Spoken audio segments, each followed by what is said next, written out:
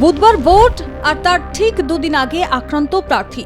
ভোটের দিন দুদিন আগে সোনারপুর দক্ষিণ বিধানসভা কেন্দ্রের ২৬ নম্বর ওয়ার্ডে নির্দল প্রার্থী রাজন্না হালদার আক্রান্ত হন বলে অভিযোগ। এই ঘটনায় ওই ওয়ার্ডের কাউন্সিলর রেশমা মণ্ডলের স্বামী শাহেনশা মণ্ডল সহ একাধিক জনের বিরুদ্ধে সোনারপুর থানায় অভিযোগ দায়ের করেন রাজন্না। অভিযোগ, রাজন্না এক ব্যক্তির সার্টিফিকেট সংক্রান্ত সমস্যা সমাধানের জন্য শাহেনশা মণ্ডলের কাছে যান। সেই সময় আচমকাই ওই যুবকের উপর হামলা চালানো হয়। তাকে বাঁচাতে গিয়ে রাজন্না এবং তার সঙ্গীরাও আক্রান্ত হন বলে দাবি করেন রাজন্না। ২৬ নম্বর ওয়ার্ডের তৃণমূল কংগ্রেসের গুন্ডারা এই অবস্থা করেছে, মেরে হাত ভেঙে দিয়েছে। আমরা গিয়েছিলাম ওই 2:15 2:30 নাগাদ। আমরা আজকে 4টে অবধি প্রচার, তো আমরা স্বাভাবিকভাবেই প্রচার করে ওখানে একজন রয়েছেন দীপিকা দি বলে, তার বাড়িতে গিয়েছিলাম। দীপিকা দি আমাকে কথায় কথায় বললো যে জানো দিদি, আজ 3 দিন হয়ে গেল কাউন্সিলরের কাছ থেকে একটা সার্টিফিকেটে সাইন লাগবে আমার ছেলেটার, ও মার্চেন্ট নেভির হয়তো পরীক্ষা দেবে। সেই পরীক্ষাটার জন্য আজকে লাস্ট ডেট, আমাকে পোস্ট অফিস থেকে ফোন করে পাঠিয়েছে যে আজকে 3টের মধ্যে দিতে হবে। দিচ্ছে না। আজকে সকালবেলা আমার ছেলে গেছে, অকথ্য ভাষায় গালাগালি মারতে এসেছে। তাই আমি বললাম ঠিক আছে দীপিকা দি, আমাকে একটু সময় দাও, আমি যাচ্ছি, তোমার ছেলেকে নিয়ে যাই। আমি ওই ফর্মটাও নিয়ে গেছি। নিয়ে যেতে প্রথমে আমাকে দেখে যেটা প্রশ্ন করা হলো, ও কেন এসেছে। আমি বললাম কাকু, কাউন্সিলরও নাই, কাউন্সিলরের হাজবেন্ড শাহেনশা মণ্ডল, তাকে আমি বললাম পোলাইটলি, কাকু বাচ্চা ছেলেটার ভবিষ্যৎ তো, একটু সাইনটা করে দাও না। কিন্তু এখন হবে না, 1.5 ঘন্টা পরে। আমি বলছি কাকু আজকে তো 3টের মধ্যে লাস্ট ডেট। বলছে পুরো দিদির প্রচার আছে, দিদির প্রচারের থেকে বড় কিছু হতে পারে না। আমি বলছি একটা ছেলের তো ভবিষ্যৎ রয়েছে, দিদির প্রচারের থেকে এই ভবিষ্যৎটা অনেক বড় কাকু।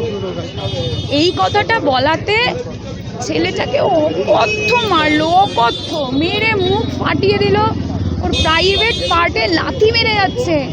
যখন ছেলেটাকে এত অত্যাচার করছে, আমি গিয়ে ওকে আমার ভাইয়ের মতো আমি গিয়ে ওকে জড়িয়ে ধরলাম। ওকে কেন জড়িয়ে ধরেছি, আমার ওড়না দিয়ে গলা পেছনে টেনে ধরা হলো।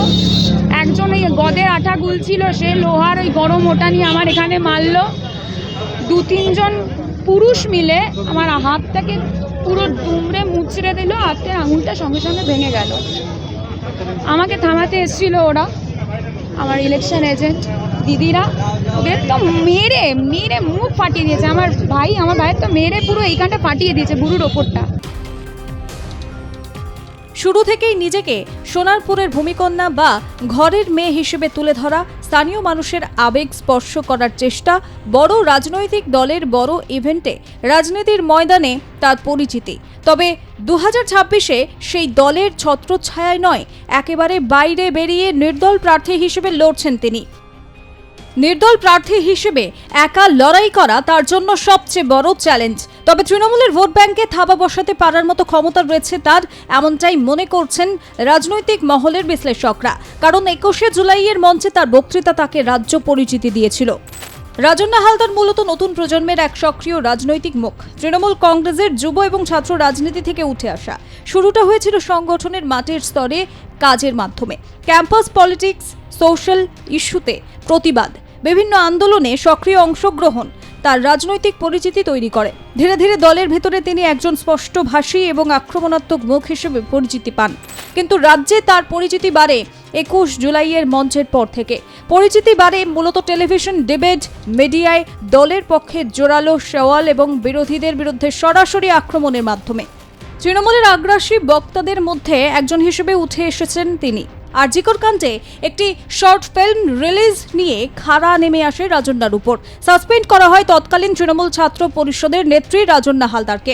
রাজন্নার উল্কার মতো উত্থান যত দ্রুত হয়েছিল, স্থগিতাদেশের পর পতনও হয় সেই গতিতেই। 2026-এ সোনারপুর বিধানসভা কেন্দ্র থেকে প্রার্থী হন তিনি। তবে তৃণমূলের প্রার্থী নন তিনি, নির্দল প্রার্থী হিসেবে লড়াইয়ের ময়দানে রাজন্না। সোনারপুর দক্ষিণ আসনটা তৃণমূল কংগ্রেসের হাতেই থাকে, সেই জায়গায় রাজন্না একজন নির্দল প্রার্থী।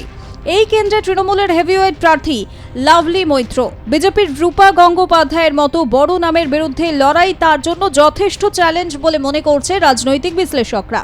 এই পরিস্থিতিতে দাঁড়িয়ে সোনারপুর দক্ষিণের নির্দল প্রার্থী রাজন্না হালদারের উপর হামলার মতো ঘটনা, এই ঘটনার প্রতিবাদে রাজন্নার পাশে দাঁড়িয়েছে আইএসএফ। তারা ঘটনার তীব্র নিন্দা করেছে। আজকে সোনারপুর দক্ষিণের অন্তর্গত 26 নম্বর ওয়ার্ডে যে ঘটনা ঘটলো এটা অত্যন্ত নক্কারজনক একটা ঘটনা। ইলেকশানে যে কেউ দাঁড়াতে পারেন, কেউ দলের হয়ে দাঁড়ান, কেউ নির্দল হয়ে দাঁড়ান। আজকে সোনারপুর দক্ষিণের নির্দল প্রার্থী রাজন্না হালদার, তিনি 26 নম্বর ওয়ার্ডে তিনি গেছিলেন, প্রচারে গেছিলেন, সমর্থকদের সঙ্গে দেখা করতে গেছিলেন। সেই সময় দাঁড়িয়ে তার উপর যেভাবে তৃণমূল কংগ্রেসের কাউন্সিলরের স্বামী, যিনি আসলে প্রকৃতপক্ষে কাউন্সিলরের কাজটা করেন তার বউকে অন্ধকারে রেখে, তো তিনি যেরকমভাবে একটা দুর্বৃত্তায়ন করলেন রাজনীতির মধ্যে, যা আমরা দেখলাম, এটা নক্কারজনক ঘটনা। সোনারপুরে মাটি এই ধরনের ছিল না। আজকে এই তৃণমূল কংগ্রেস যে ধরনের একটা ঘটনা ঘটাচ্ছে, গোটা সোনারপুরকে কলুষিত করছে। রাজন্না হালদার নির্দল হয়ে দাঁড়িয়েছেন। আমরা আইএসএফ, আমাদের এখানে বামেদের সঙ্গে জোট রয়েছে, কিন্তু আমরা যে কোনো জায়গাতে, পশ্চিমবঙ্গের যে কোনো জায়গায় যেখানে এইরকম ধরনের মানুষদের উপর, যারা গণতন্ত্রের কথা বলেন, তাদের উপর যখন আক্রমণ হয়, আমরা তার বিরুদ্ধে প্রতিবাদ জানাই এবং এক্ষেত্রেও আমরা আইএসএফের পক্ষ থেকে প্রতিবাদ জানাচ্ছি।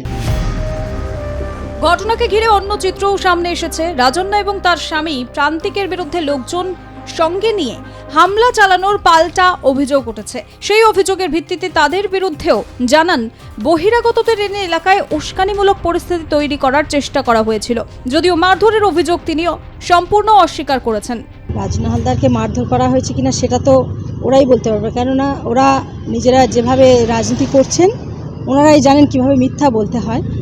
আর আমাদের যেখানে আমাদের পাড়ার মধ্যে গিয়ে, মানে আমাদের ওয়ার্ডে গিয়ে যেভাবে মিথ্যা বা উস্কানিমূলক কথাবার্তার মাধ্যমে আমাদের ছেলেদেরকে উস্কানো হচ্ছিল, সেখানে আবার বহিরাগতদেরকে নিয়ে যাওয়া হয়েছিল, যেখানে আমাদের ওয়ার্ডের কেউ ছিল না। বহিরাগতদের নিয়ে গিয়ে ওনারা এটা একটা চক্রান্ত করে এই ঘটনাটা ঘটিয়েছেন। এটা আমরা পুলিশ তদন্ত করছে, আমরা থানায় জানিয়েছি, পুলিশে সিআইতে জানিয়েছি। ওনারা দেখুক, তদন্ত করুক, যেখানে ওনারা আইনি ব্যবস্থা নেবেন। আপনাদের ছেলেদের উপরে কি হামলা চালানো হয়েছে, আপনারা কি অভিযোগ করছেন? হ্যাঁ, অবশ্যই আমাদের ছেলেদেরকেও মারধর করা হয়েছে। উস্কানিমূলক কথাবার্তা বলে যখন তারা প্রতিবাদ করতে যায় তাদের উপর চড়া হয়েছেন। তারপরে আমাদের মহিলারাও ছিলেন, তাদেরকেও কিল, ঘুষি, মানে লাথি, যে যেরকম পেরেছে ওনারা। ওই জন্য প্রান্তিক বলে যে ছেলেটি ছিল, সে তো বহিরাগত, সে তো এখানকার ছেলে নয়। তা সে কী করলো, মেয়েদের হাতে, মেয়েদের গায়ে হাত চালিয়ে দিল। মেয়েদেরকে যেরকমভাবে পেরেছে ঘুষি লাথি মেরেছে। তাদেরকেও নিয়ে আমরা, আইনের উপর ভরসা আছে, আমরা তাদেরকে দিয়েও আমরা চিকিৎসা করিয়ে আমরা থানায় রিপোর্ট করেছি। এবার আমরা আইনের উপর ছেড়ে দিলাম, দেখি ওনারা কি আমাদের বিচার করেন, কীরকম ওনারা। আপনার বিরুদ্ধে যে অভিযোগটা বলছে আপনার কাছে কোনো কাজে গেছিল এবং আপনি সেটা না করতে চাওয়াতে এবং আপনি নাকি, আপনাদের লোকজন নাকি হঠাৎ তার উপরে চড়াও হয়। আচ্ছা, আমাদের কাজ আপনারা খোঁজ নিয়ে দেখবেন, আমার রেগুলার কিন্তু সকাল 8টা থেকে 10টা অফিস খোলা থাকে, রবিবারটা বাদ দিয়ে। রবিবার বাদ দিয়ে বললে চলে না, আমার রবিবারেও মানে ভর্তি থাকে অফিস। এবার সেখানে 8টা থেকে 10টা যদি টাইমের মধ্যে না আসে, আর এখন তো চলছেন, তো বুঝতে পারছেন তো আমাদের প্রচারের কাজ চলছে, এখন একটু অসুবিধা হচ্ছে। কিন্তু যখন আমরা আসে কেউ, আমরা বলে দিই, বা যিনি থাকেন অফিসে তারা বলেন যে এখন একটু। আজকে আমি তো বেরিয়ে গেছিলাম, আমি তো সে সময় ছিলাম না, কিন্তু আমি তো পরে শুনলাম যে এরকম এসেছিলেন, হয়তো তাকে বলা হয়েছে যে কালকে এসে নিয়ে যেতে বা আধ ঘন্টা পরে আসতে। আধ ঘন্টা পরে আমি তখন ফিরিনি, আমি এখন সকালে একদম 7:30 8টার মধ্যে বেরিয়ে যাচ্ছি, ফিরছি প্রায় 4টে, আবার ফির 5টার সময় বেরিয়ে যাচ্ছি, রাত 11টার সময় বাড়ি ফিরছি। এবার আমি যেগুলো কাজ আমার সই করা থাকে, আমি হয় দুপুরে যখন সময় পাই করে দিই, হয় সন্ধ্যাবেলা আমাদের পার্টি অফিসে তাদেরকে ডাকা হয় বা বাড়িতেও ডাকা হয়। নির্দল প্রার্থী রাজন্না হালদারকে ঘিরে সংঘর্ষ, পাল্টা অভিযোগে উত্তপ্ত সোনারপুরের রাজনীতি। এই পরিস্থিতিতে নির্দল হিসেবে লড়াই করায় তিনি কিছুটা প্রতিবাদী বা বিকল্প ভোট টানতে পারেন বলে মনে করেন রাজনৈতিক বিশ্লেষকরা। ব্যুরো রিপোর্ট, আর প্লাস নিউজ।